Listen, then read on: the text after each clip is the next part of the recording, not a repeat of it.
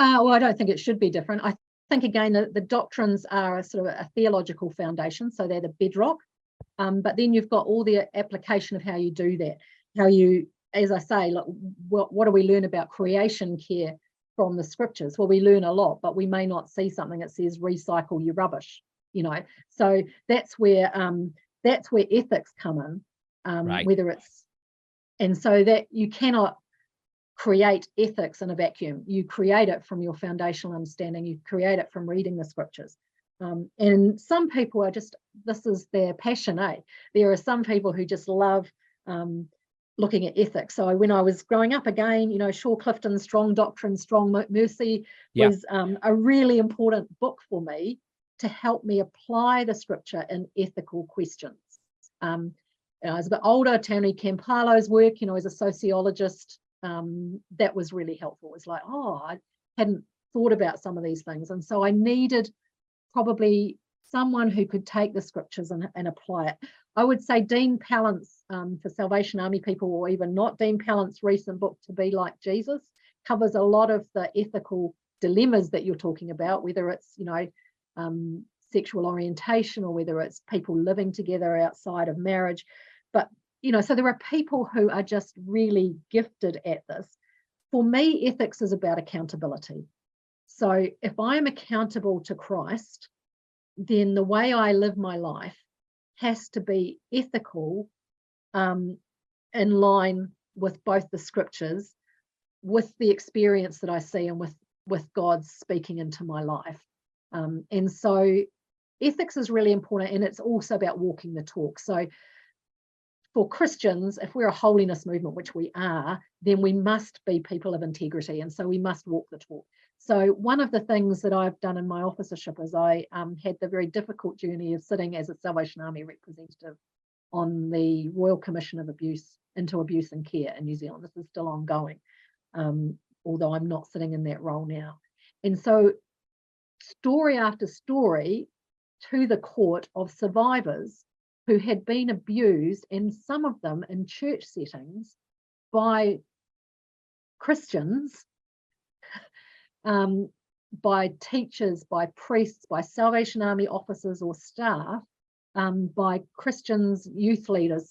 So what I'm saying is that the ethics of a Christian are so important and so traumatic when we get it wrong, that ethics has to be about this integrity and accountability to God. And I suppose that's where the Salvation Army is a holiness movement. We are saying it is not just about crossing the line with Jesus and knowing, oh, I'm okay, I've got my ticket paid up to heaven, if it doesn't actually come out in your life, you know. Yeah, sure. So that then takes us, I suppose, to the whole faith and works thing, you know, and how are we saved? And, you know, we're not saved by the good that we do or the right choices we make, but it should overflow in our lives. So so accountability and relationship with God, with others, is really central. But I'm probably not an ethical thinker. No, that's great. I think that's helpful to see. And I think that if it's based in our articles of faith and our understanding of scripture, I think that then moving from the kind of the articles of war, or the soldiers' covenant, where you have the 11 articles of faith, and then the therefore, moving on to the we wills. And I think there's a lot to that could be and it does take you back to the hill, you know, because some of the ethics, if we make poor ethical decisions, we will again find ourselves trapped in trauma and misery. So the Salvation Army is not trying to get people to live a blameless life because you'll feel good. Part of living a blameless life or an ethical life is because you will hurt others less.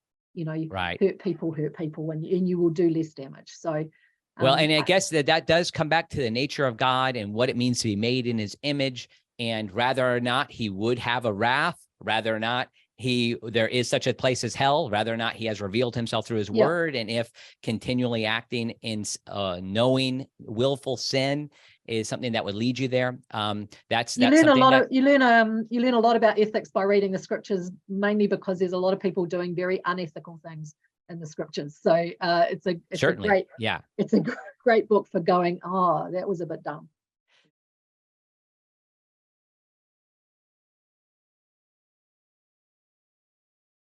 I think it's very interesting in that, and you and so many others understand this very well, full well. Salvationism, having come from Methodism, while we didn't establish something exactly or precisely like the bands, where we would hold, there still was a holding of one another accountable. We are less likely, or we're less engaging and less embracing of wanting to be held accountable these days. Should people be held accountable? Absolutely.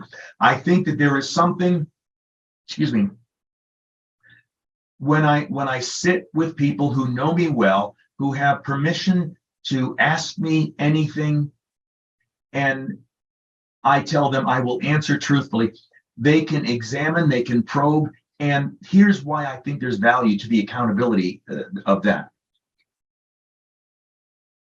I can't see in my blind spots. They call them blind spots for a reason. Mm-hmm.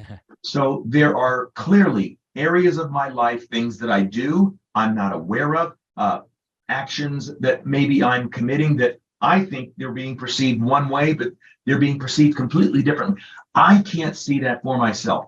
And I think that there is something helpful to accountability when someone speaks into my life. Now, if I have gone on record, and by definition, every salvationist, I'm talking, as you were saying, people who have signed a junior soldier pledge, a soldier's covenant, an officer's covenant, I have gone on record as saying, this is the way, not just that I want to live, this is how I will live. This is what you can expect from me. This is what's reasonable. These are now the values I claim. I have nailed my flag to the staff. This is me. And so by that declaration, when and if I am inconsistent, shouldn't someone in love, absolutely in love, take me aside and say, how you're kind of missing the mark here. Yeah. You're not exactly, not from a legalistic standpoint, not just for the rigidity of the do's and don'ts of it. No, but if this is what I've declared I want to do, if this is what I'm declaring as my values, if and when that slips, I want someone to call me on that. And I think that by declaring my intention in front of others, this is okay. Let me finish one thought before I go to another. So by declaring my intent in front of others, which is what you do as a junior soldier, as a senior soldier, as an officer, I think that is at least implicit permission to hold me accountable. Now, I think that there is a parallel. You, like all parallels, they go so far. With marriage, another covenant. Yeah. So by declaring in public, I am committing myself to this woman, this man, you are in effect challenging those who are there. If I don't hold up to this, call me on it. Yeah. If I'm not being faithful to these vows, to this covenant I've entered, come and tell me, why are you, it seems like you're flirting. Why are you flirting? Yeah. You've committed yourself. Yes. And so I see a very close parallel in that. So a long way around. It's good. Let me give you a scenario. Go ahead. I'm going to use one that's outside of the sexual revolution. How about that? So we, both junior soldiers, senior soldiers, officers, by the fact that they are soldiers, make commitments about the stewardship of their resources. So if you were to find a Salvation Army officer, and this might have happened, I pray it didn't, but who embezzled money, right? Who was using money inappropriately. What does accountability look like in that scenario, Commissioner? Well, now there may very well be legal accountabilities as well. Yeah. So I think there are legal accountabilities. I think there are ethical and moral accountabilities. And certainly there is the accountability from what you have pledged and covenanted to do. And I think still in love, and depending on the specific situations, what you're talking about, can it be done without shouting it from the rooftops to embarrass someone?